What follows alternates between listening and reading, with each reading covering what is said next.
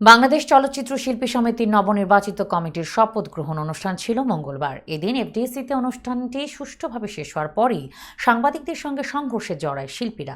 এতে বিব্রতকর পরিস্থিতি তৈরি হয় এফডিসিতে। এদিকে সহকর্মীদের মারধরের ঘটনায় শিল্পী সমিতিকে 24 ঘন্টার আলটিমেটাম দিয়েছেন সাংবাদিকরা। এই সময়ের ভেতরে কোনো সমাধান না এলে শিল্পী সমিতির সব ধরনের সংবাদ প্রচার থেকে সাংবাদিকরা বিরত থাকবেন বলেও সাফ জানিয়ে দিয়েছেন। এর আগে মঙ্গলবার রাতে শিল্পী সমিতির সভাপতি মিশা সওদাগর জানান, সংবাদকর্মীরা যে 24 ঘন্টার আলটিমেটাম দিয়েছেন সেটা মেনে নিয়েছেন তারা। বুধবার সকাল থেকে এই আলটিমেটামটি কার্যকর হয়েছে।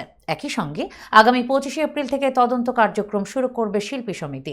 পাশাপাশি হামলার শিকার সাংবাদিকদের চিকিৎসার সব দায়িত্ব নিয়েছে শিল্পী সমিতি। হামলার ঘটনায় যে কর্মীদের যন্ত্রাংশ ক্ষতিগ্রস্ত হয়েছে তারও ক্ষতিপূরণ দেওয়া হবে বলে জানান মিশা।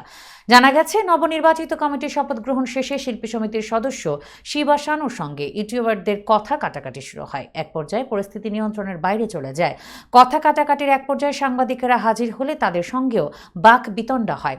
সন্ধ্যা 6:30টার দিকে সাংবাদিকদের ওপর হামলার ঘটনা ঘটে। মূলত চিত্রনায়িকা ময়ূরীর মেয়ের সাক্ষাৎকার চাওয়াতেই মারামারির সূত্রপাত ঘটেছে। ইতোমধ্যে বিষয়টি নিয়ে দুঃখ প্রকাশ করে শিল্পী সমিতির সভাপতি মিশা সওদাগর ও সাধারণ সম্পাদক মনোয়ার হোসেন ডিপজলের পক্ষ থেকে একটি চিঠিও পাঠানো হয়েছে। পাশাপাশি যত দ্রুত সম্ভব এই ঘটনায় দায়ী ব্যক্তিদের বিরুদ্ধে প্রয়োজনীয় ব্যবস্থা নেওয়ার অঙ্গীকারও করেছে সংগঠনটি।